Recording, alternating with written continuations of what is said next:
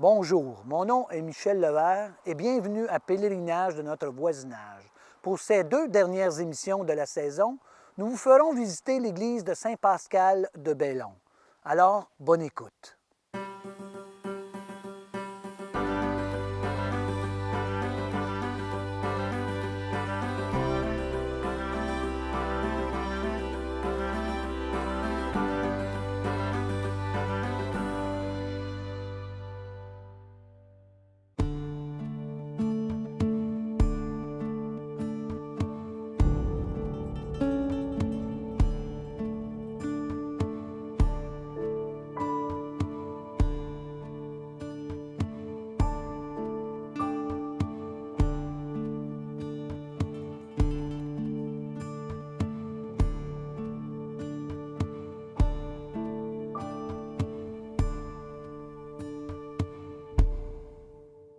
Nous sommes aujourd'hui avec Madame Houle, une pionnière de Saint-Pascal. Bonjour, Madame Houle, Bonjour. bienvenue. Alors, on débutait avec l'histoire de Saint-Pascal. Comment est devenu le village de Saint-Pascal?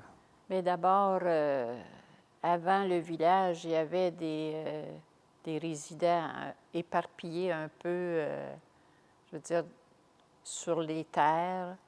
Et ces gens-là allaient pratiquer leur religion, comme on disait dans le temps.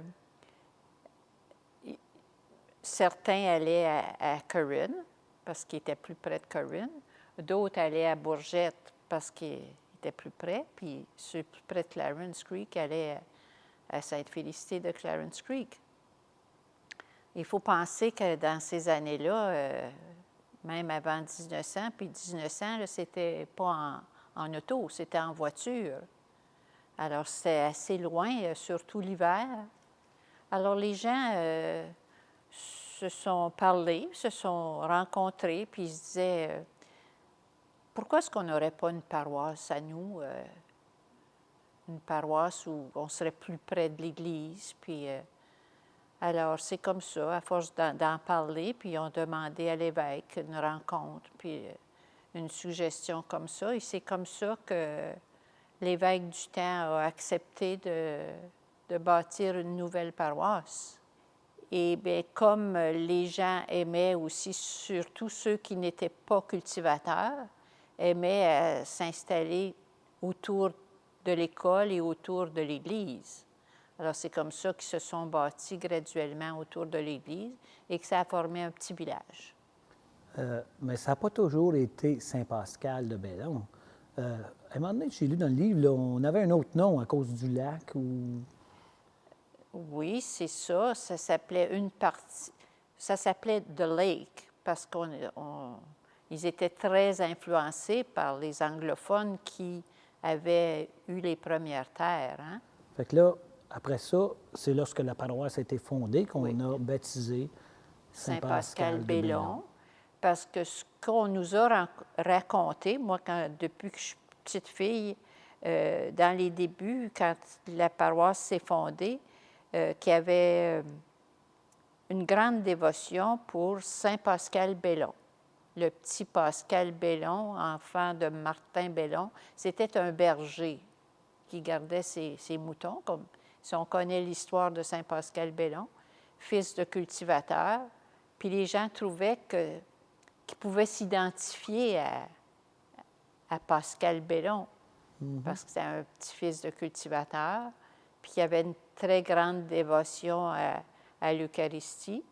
Il y avait eu, je ne sais pas exactement l'année, où c'est autour de ce moment, les congrès eucharistiques, où la dévotion à l'Eucharistie était très forte, et puis Saint Pascal Bellon, bien, c'était patron de l'Eucharistie.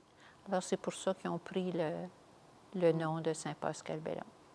Si on parlait des premiers pionniers, les premiers gens qui se sont établis dans la région afin de former Saint-Pascal de Bellon, si on parlait d'eux.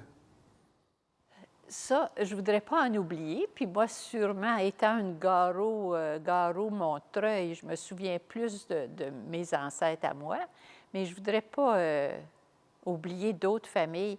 Mais quand on regarde les gens, le premier comité, les premiers marguilliers qui ont rencontré l'évêque pour bâtir la paroisse, c'était un monsieur Richer, monsieur, je pense que c'est Frédéric Richer, ou monsieur Wilfrid Ouellette et monsieur Émirie Lalonde. Alors, c'était des gens, voyez-vous, monsieur Émirie Lalonde, il restait... Parce qu'on nommait, il faut dire qu'à l'intérieur de Saint-Pascal, il y avait des noms de coins, hein, comme Orient, à l'autre du côté nord, et c'était un monsieur Lalonde, Émirie Lalonde. Eux, il y avait une épicerie du coin là-bas, là. Alors ça, c'était un marguillier. Monsieur Wilfrid Ouellette, lui, était près de l'église ici, là, et monsieur Frédéric Richer, bien, un petit peu plus loin. Alors, ça représentait un peu chaque bout de la paroisse. C'était les marguilliers, au moment de la fondation. Alors, les familles pionnières, bien, il y en a eu, après ça, plusieurs. Moi, ce qui me tient au cœur, c'est que ma mère m'a toujours raconté que la journée que le premier curé, le curé fondateur, le curé Barrette, est arrivé, ses parents, avec la famille, déménageaient en même temps. Ils suivaient le prêtre en voiture. Ils appelaient ça un express, avec des chevaux, puis leur ménage, puis tout ça. Alors, ils suivaient le prêtre. Alors, mon grand-père disait à son épouse, parce que nous, on va être chanceux. On arrive en même temps que le curé. Ça, c'était mon grand-père François Montreuil. Et il y a eu beaucoup de familles Lalonde, des familles, c'est ça, des familles Ouellette, des familles Montreuil, des familles Chartrand, Villot, Guindon, plusieurs familles Guindon.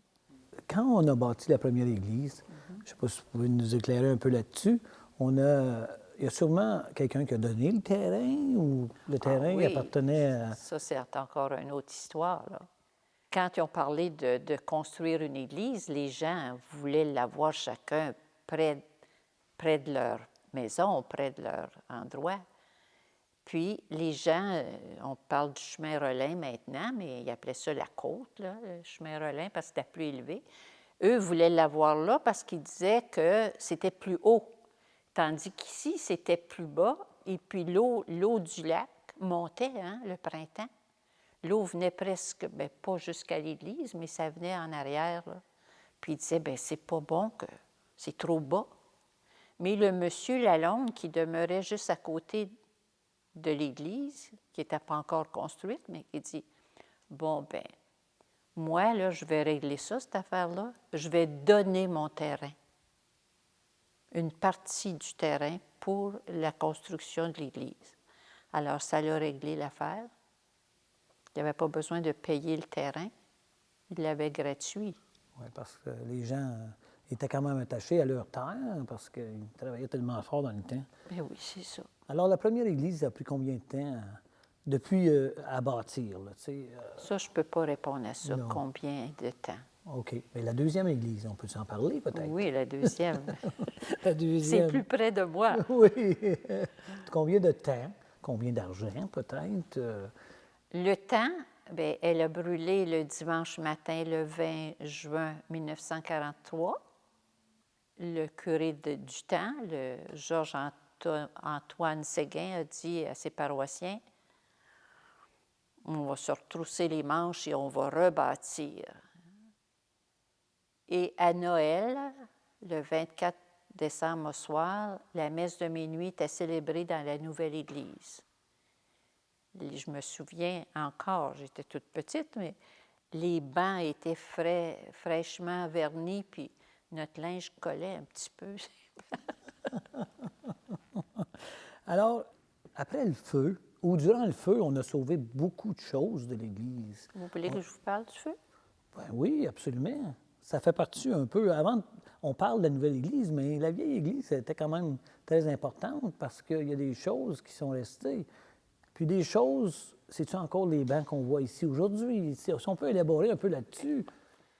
D'abord, la vieille église, juste l'année avant le feu, le feu est en 43. Alors, en 42, il avait fait un grand ménage, un beau nettoyage, la peinture, et puis c'est là qu'il avait acheté le chemin de croix qu'on voit là. Il avait été renouvelé. C'est le chemin de croix de 1942. C'est le même. C'est le même. C'est le chemin de croix qui a été sauvé. Le chemin de croix a été sauvé. La plupart des bancs ont été sauvés. Est-ce que ce sont les mêmes bancs? Oui. Oui. Les vêtements sacerdotaux qui étaient dans la sacristie, ça a été sauvé. Alors, si on parle du feu, c'était lors d'un orage, hein? Un dimanche matin, un gros orage, tonnerre, éclair, et puis comme dans ce temps-là, on avait les téléphones ruraux, hein? 14 sur la même ligne, là. Quand le téléphone sonne à 4-5 heures du matin, il y a 14 familles qui sont au courant, là. Alors, je me lève, moi, parce que ma chambre était proche de... Je me lève et je cours au téléphone. On entend « Le feu est pris à l'église, le feu est pris à l'église, vite, le feu est pris à l'église. » Alors, le feu est pris à l'église. Mon père se lève, puis il y avait un gros camion parce qu'il était commerçant d'animaux. Il dit « Inquiétez-vous pas, les filles, là, papa s'en va, mais en tout cas, il part. » Puis quelques minutes après, oh là, moi j'avais une sœur, puis ma mère, on était debout. On voyait par la fenêtre de notre maison la lueur rouge. Oh! Là, c'était vrai, là, le feu était pris. Alors ma mère a dit « Allez pas là, les petites, là. Attendez-moi, on va y aller ensemble. » On met nos petites bottes à l'eau, puis on part sur le trottoir. On voyait la flamme. On est venu s'installer en avant de l'église, dans le champ, avec notre maman. Là, les hommes, là, ça sortait les affaires, les bancs, les chemins de croix, un à un, les vêtements. Mais le feu, là, c'est un gros feu, c'est une église. Là. Puis le presbytère à la même place, là. Les vitres craquaient, les vitres du presbytère pétillaient. Puis le bon curé se promenait et disait « Inquiétez-vous pas, le presbytère, il ne brûlera pas. » Il n'a pas brûlé. Mais en tout cas, quand le clocher a tombé, là, le fracas, vous pouvez imaginer, hein, le fracas. On pleurait, nous autres, on pleurait. Là, ça, c'est le matin très tôt, là. Bien, avec le temps, il est 6-7 heures, il fait clair de bonne heure au mois de juin. Mais là, jusque la messe était à 10 heures dans ce temps-là. Alors, les paroissiens de la campagne qui n'avaient pas le téléphone, eux autres ne le savaient pas. Ils arrivaient pour la messe, la grand-messe. Quelle surprise! Alors, c'est ça. Alors, ils ont sauvé les bancs, le chemin de croix, les vêtements, la croix, le crucifix. Ça a été le dernier morceau. Là, le curé criait « Sortez, les gars, c'est trop dangereux. Là. Sortez, sortez. » là. Il n'y a pas eu d'accident, heureusement. Et, il fallait être brave, mais surtout avoir la foi, hein, vraiment, oui, oui. pour sortir toutes ces choses-là. Alors, Madame Houle, on va maintenant à la pause. Alors, on vous revient.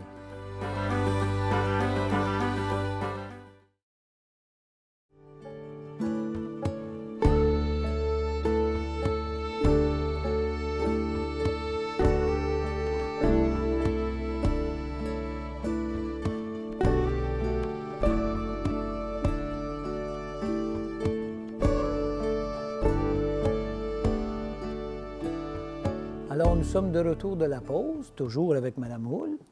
Alors, Mme Houle, si on parlait un peu des changements physiques à l'Église, des changements à la bâtisse qui nous ont amenés à aujourd'hui. Bien, l'autel est tourné pour que le prêtre soit face au peuple. Il n'a plus le dos au peuple. Le confessionnal, c'est plus des petites boîtes comme c'était dans l'ancien temps. C'est pour avoir le sacrement de réconciliation, on entre tout simplement dans le bureau du prêtre et on s'agenouille ou on s'assoit, puis on se confesse à lui. À part de ça, le dernier changement ici, c'était fait en 1998.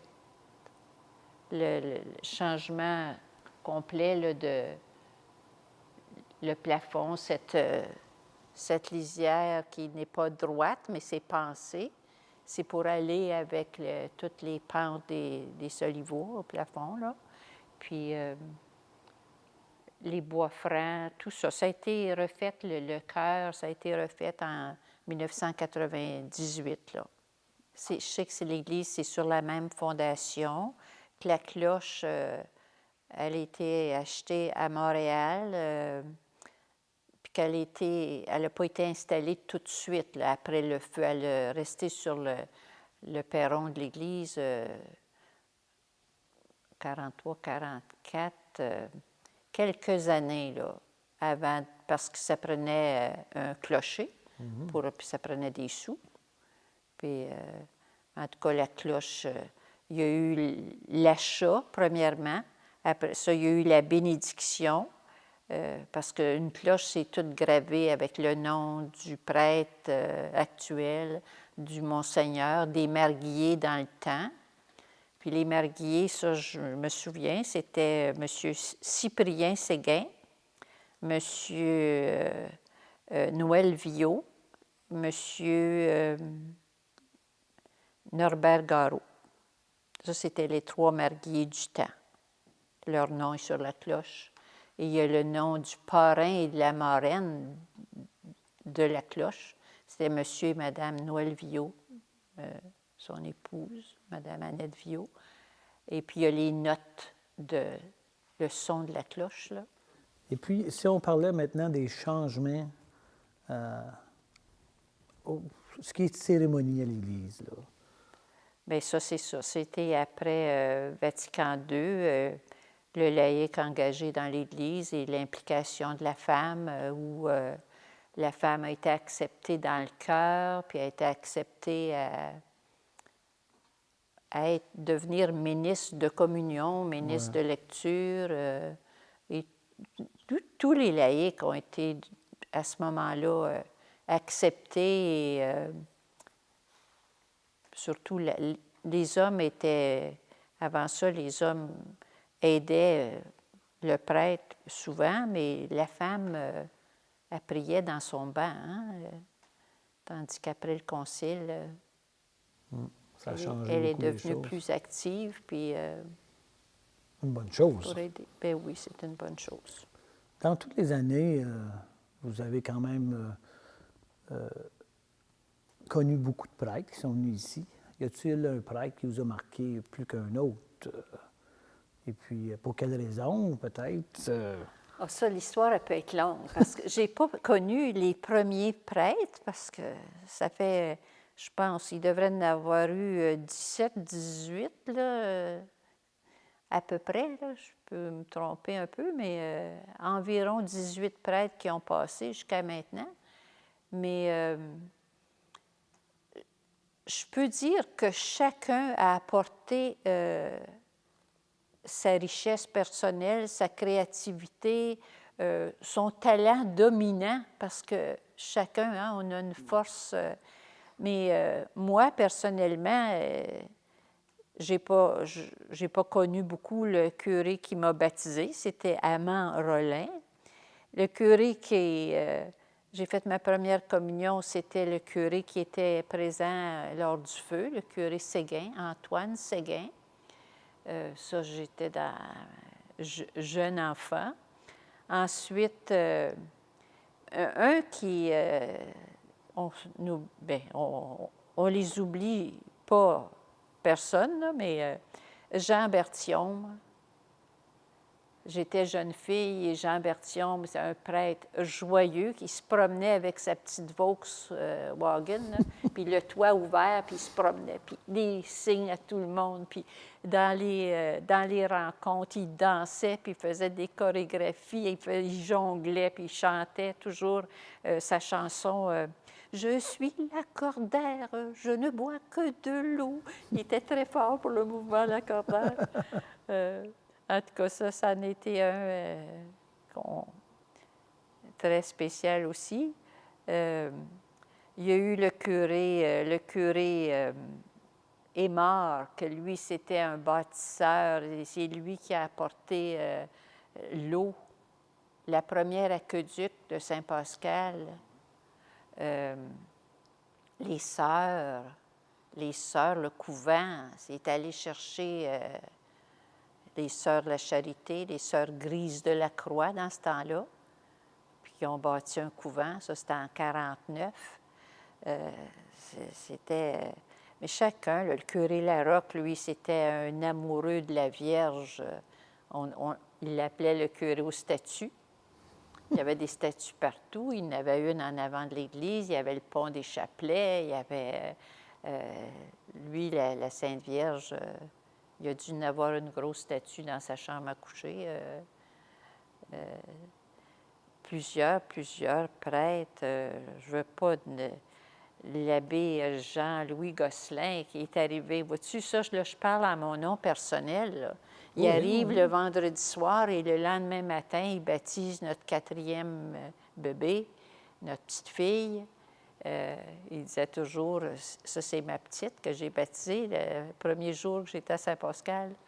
Puis il aimait beaucoup les jeunes. Il avait ouvert le sous-sol pour que les jeunes puissent se rencontrer le samedi soir. Ils n'avaient pas besoin d'aller plus loin. Ils pouvaient rester dans leur place puis s'amuser. Jean-Louis Gosselin, Luc Ricard, qui était tellement vivant, jovial. Mon Dieu, chacun apportait sa richesse. Le curé Roger Séguin, lui, il disait toujours... quand les gens avaient une peine ou une inquiétude, il disait « priez, priez, avec la prière. Je peux vous aider à prier. » C'est comme chacun avait sa note spéciale. Jean-François Morin, lui, nous disait toujours « Le meilleur reste à venir. Jésus nous aime d'un amour plus grand que le nôtre. » Tu sais, des souvenirs, chacun a laissé sa marque. Absolument. Plus après, là, François Kibunji, avec la parole de Dieu, je pense qu'il a assez tout par cœur. Est-ce que le cimetière a été bâti en même temps que l'église? Non. Non. Il a été bâti 1 an ou 2 après la construction de la première église. Alors, les gens, on énumère les gens où à ce moment-là?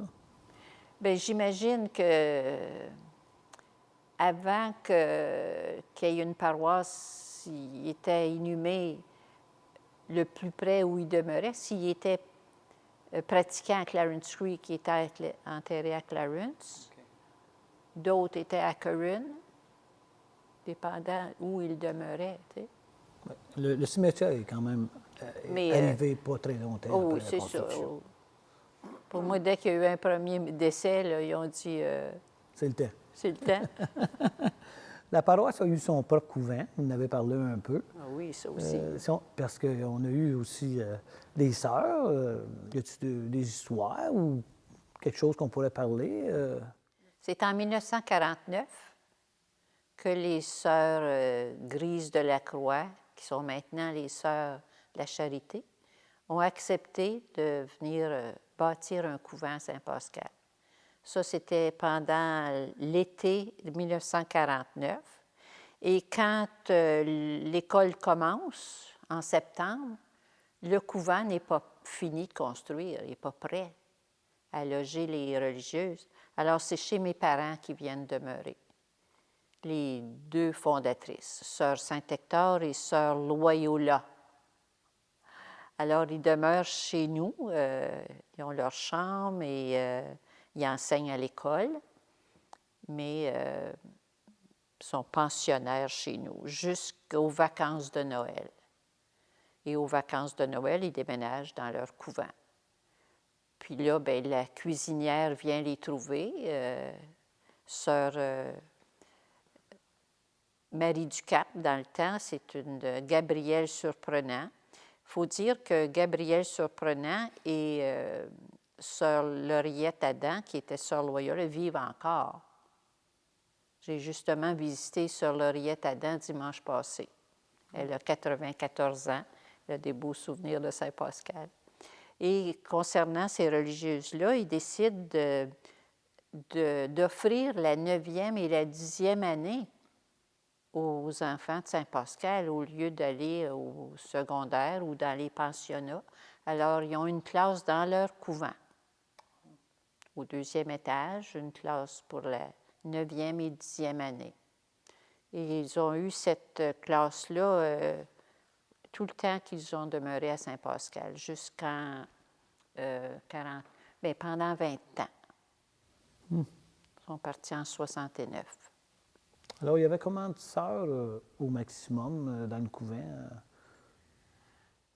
Bien, il y avait, au début, l'école du village avait 2 classes. On appelait le petit côté et le grand côté.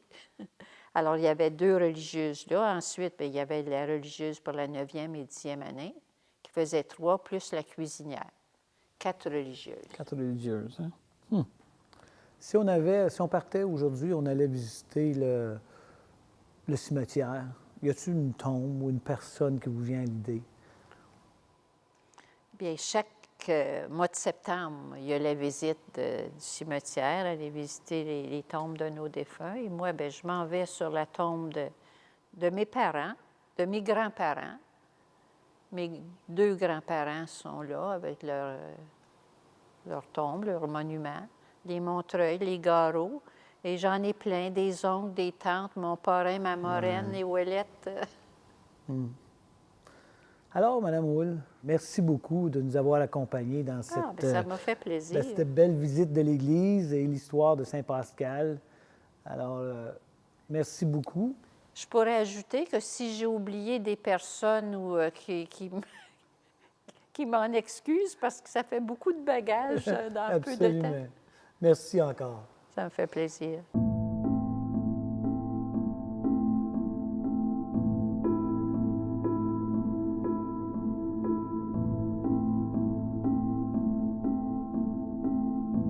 Donc, j'espère que l'histoire de cette église vous a impressionné. Dans la prochaine émission, nous ferons découvrir l'église ainsi que sa communauté. Alors, je suis Michel Levert et vous avez regardé Pèlerinage de notre voisinage.